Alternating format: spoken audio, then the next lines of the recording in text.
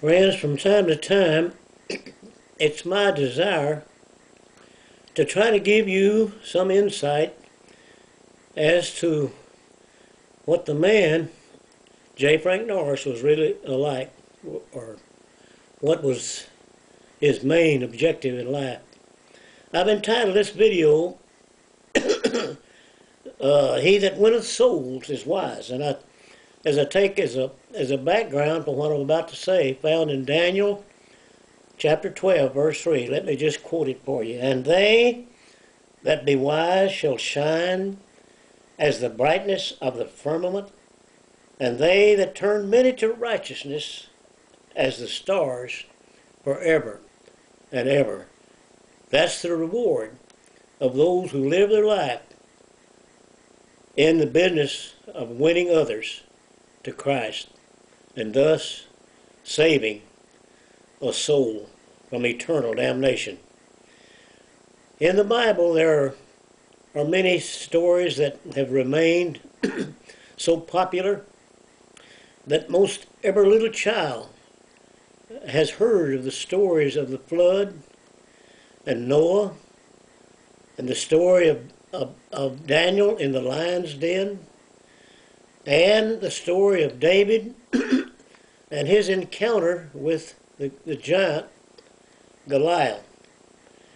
And friends, it is not by accident that we remember these pictorial stories in the Bible which relate to great heroes of ancient times. And I might add that time does have a way of erasing the memory of lesser events unless they relate to the most important events of antiquity. And the reason we remember the stories that I've just mentioned is the fact that behind those stories were men of faith, men who were faithful to the message, the eternal message of the eternal destiny of every human beings. And so the story of Daniel in the lion's den is not a fabled account, but rather the prophet Daniel understood fully the meaning of life. And even better, he also had a glimpse into eternity. And that is the meaning behind his immortal words that I've just quoted from the 12th chapter. And friends, if you stand for the same principles that Daniel stood for, you could say that you are building upon a foundation in which you will engage in the most important work of all, and that is of winning others to Christ. Now, and that's why that we remember the story of Daniel is because of the story of Daniel in the lion's den, but you need to know the background. And likewise, the story of Noah's flood is not a myth, as some might surmise and have us to believe. It is remembered and will be remembered for generations to come because Noah was a soul winner. And for 120 years he labored in this endeavor. The mystery of that cataclysmic event one day will be revealed, and Noah will explain it all.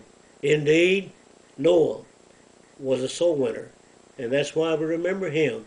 And if you're faithful in the proclamation of the greatest story that was ever told, then you too can be a soul winner, and that's what we should strive for.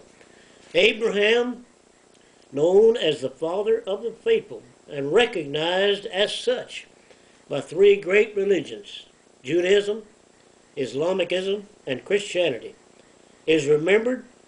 That is, Abraham is remembered for his intercessory prayer on behalf of the city of Sodom. A beautiful story.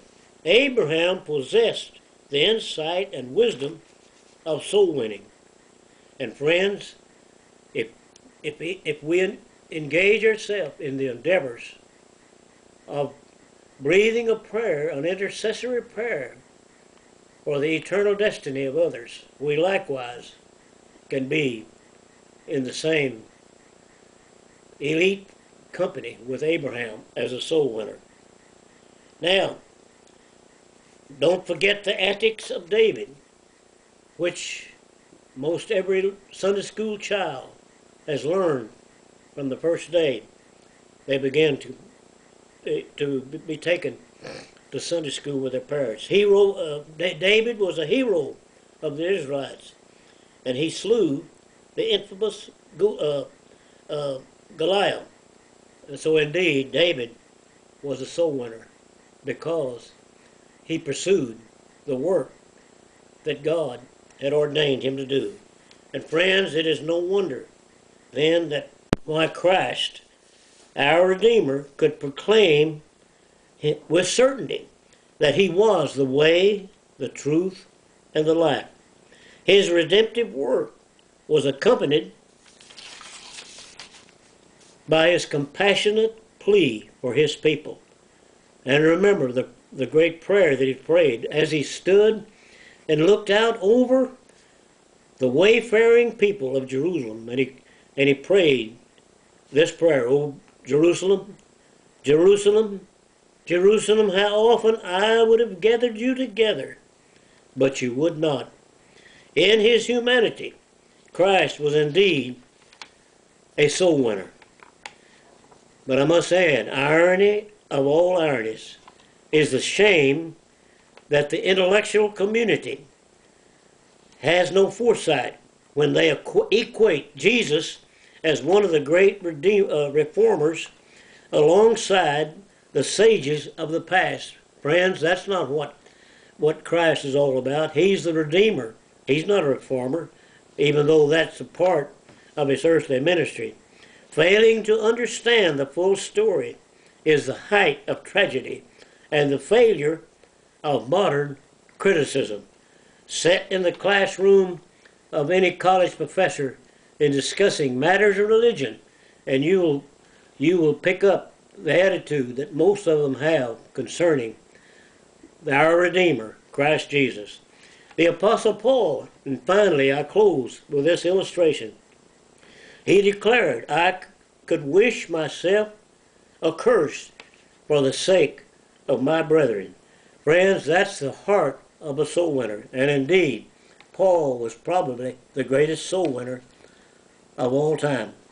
The list of notables, that is, nameless notables, is endless. But in the end, when time shall be no more, the Bible tells us they shall come from the west and the east and the north and the south. These faithful soul winners will receive their great reward. Friends, the story continues. Clouded, as it were, due to the lost art of soul winning. How sad. Even the necessity of the new birth is dispelled in this age of political correctness. That's the position of modern Christianity.